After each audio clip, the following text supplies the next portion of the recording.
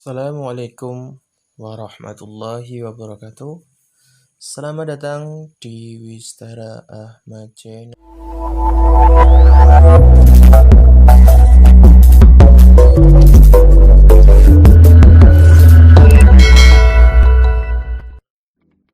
Assalamualaikum warahmatullahi wabarakatuh.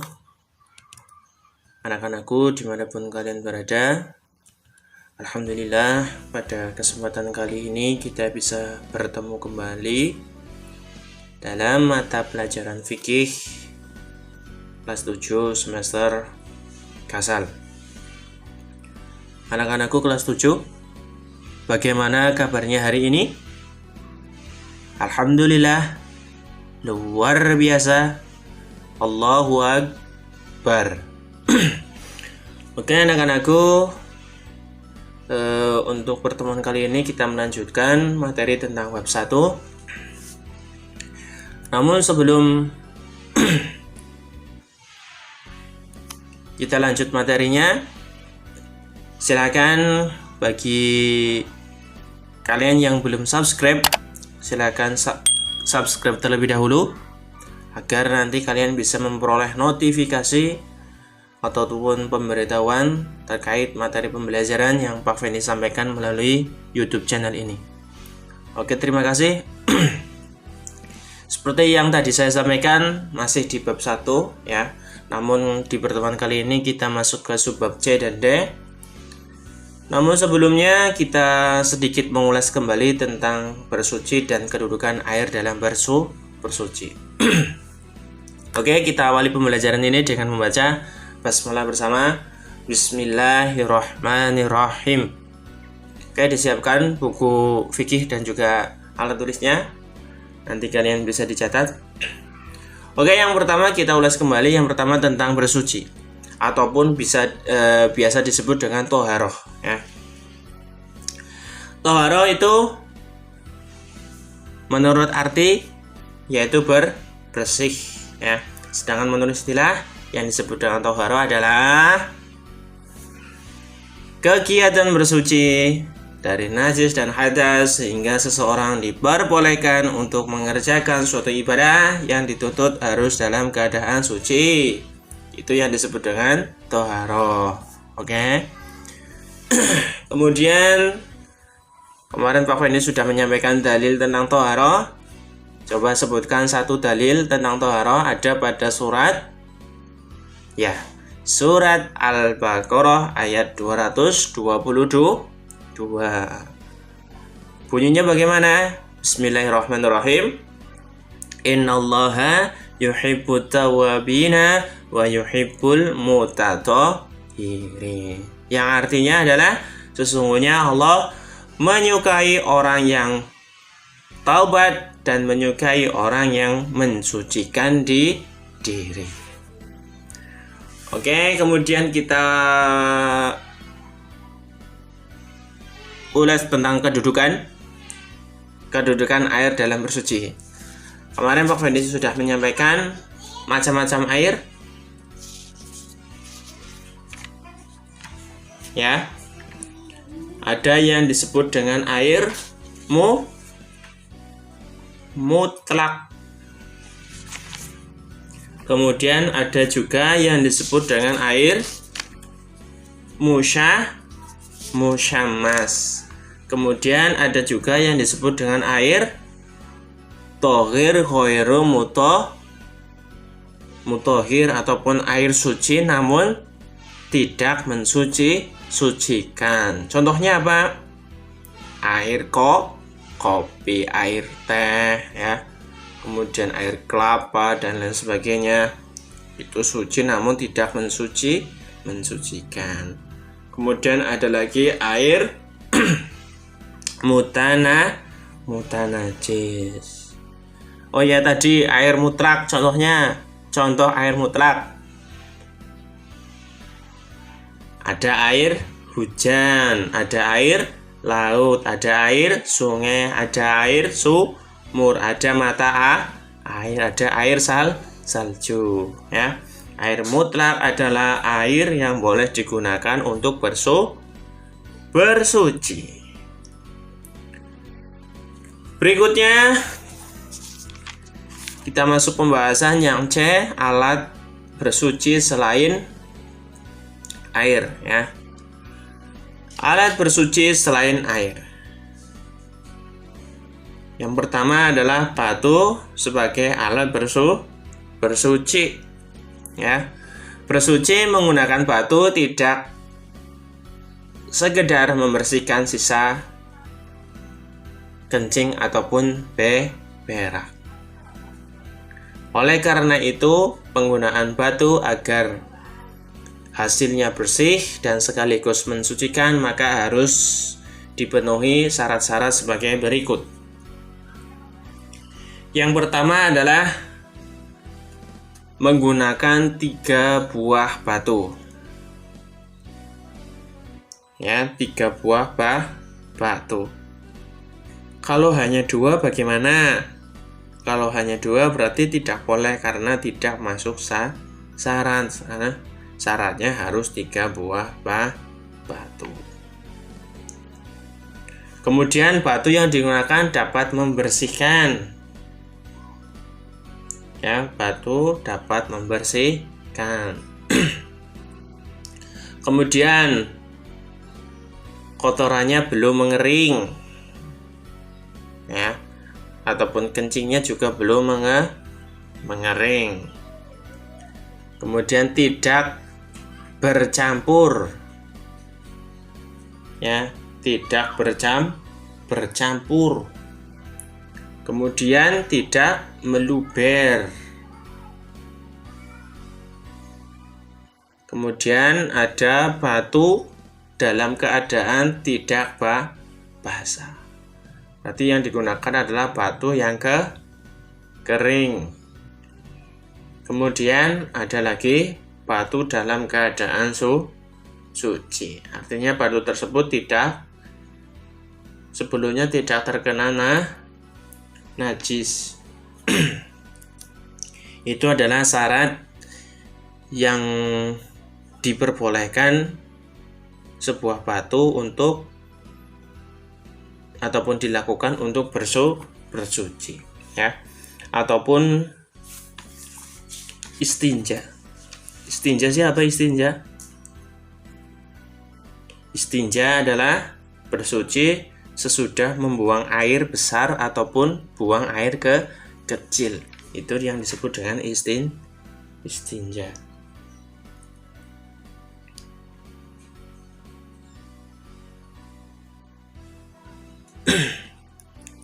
Selanjutnya, menggunakan benda padat selain batu ya.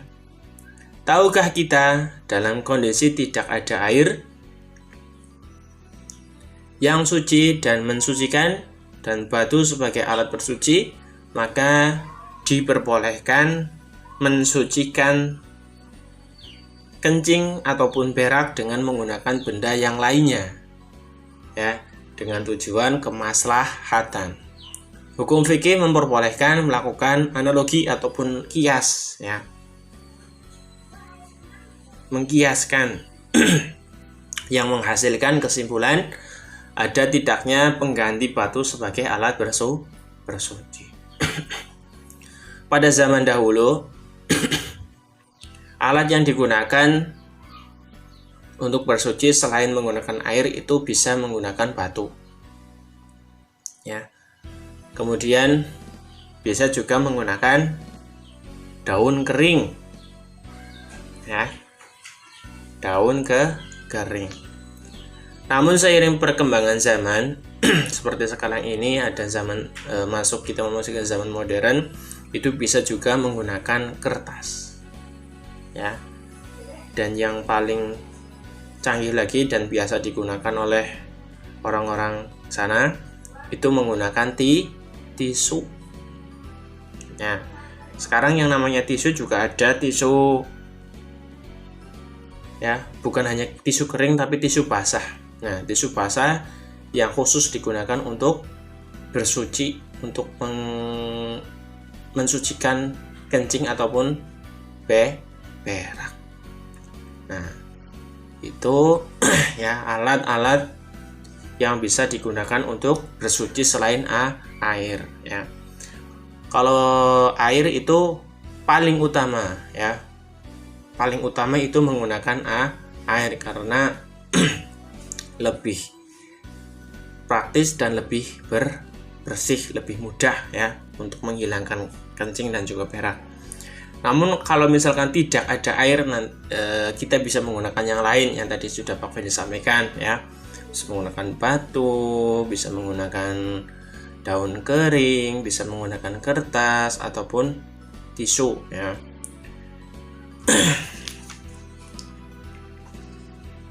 Oke, sampai sini ya bisa dipahami. Kalau bisa dipahami, kita lanjutkan kembali, yaitu tentang hikmah ya. Ada hikmah dalam penggunaan alat bersuci. Namun sebelumnya, sebelum Pak Fendi menyampaikan hikmah ya, Pak Fendi akan menyampaikan tentang adab buang air terlebih dahulu. Jadi yang namanya kita sebagai orang Islam itu mempunyai adab ataupun tata cara yang baik pada saat kita membuang air. Adab yang pertama Pak Fendi sampaikan adalah mendahulukan kaki kiri pada saat masuk ke WC. Ya, kita mendahulukan kaki kiri pada saat masuk ke WC ataupun tempat buang air. Itu adab yang pertama ya, diperhatikan.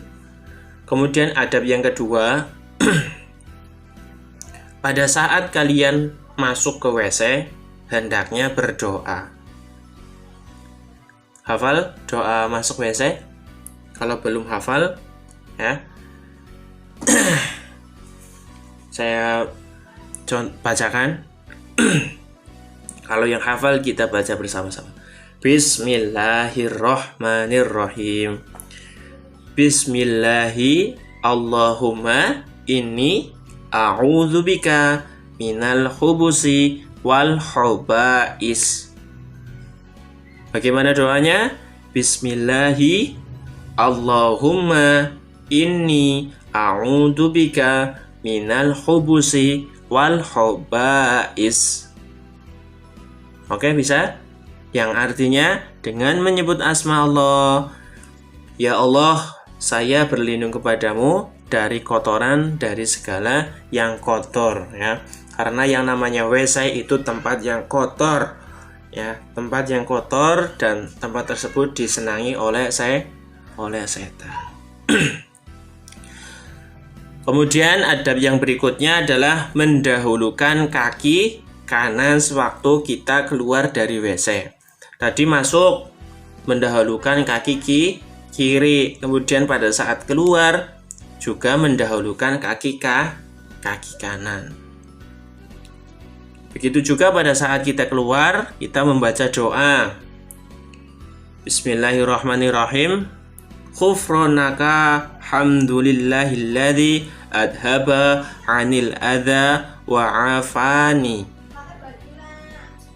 Pak Fendi ulangi. Ghufranaka hamdulillahilladzi adhaba 'anil adza wa 'afani.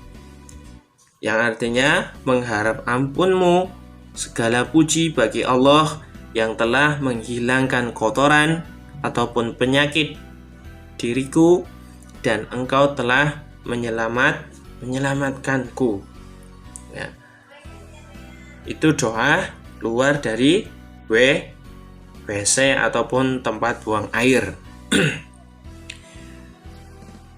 Kemudian adab yang berikutnya adalah pada waktu buang air hendaknya memakai alas kaki ya. Ora oli nyeker. Adab yang baik tetap menggunakan alas kaki ya. Kemudian adab berikutnya adalah istinja. Istinja ingat tadi ya, istinja adalah bersuci sesudah buang air besar ataupun kecil, ya. Istinja hendaknya dilakukan dengan tangan kiri.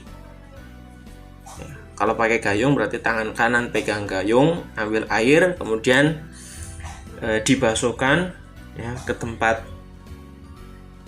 tempatnya, ya, tempat buang air tersebut, ya, tempat bagian kalian untuk buang air, kemudian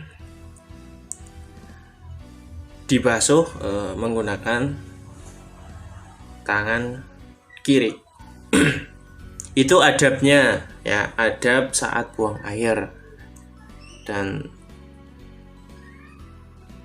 apa yang diharapkan kalian mempraktekannya dalam kehidupan sehari-hari pada saat beristinja ataupun, ya, membasuh ataupun membersihkan, mensucikan pada saat buang air. Oke, kita lanjut kembali adalah hikmah dalam penggunaan alat-alat bersuci. Hikmah yang pertama adalah bersuci dan menjaga kelangsungan hidup manusia.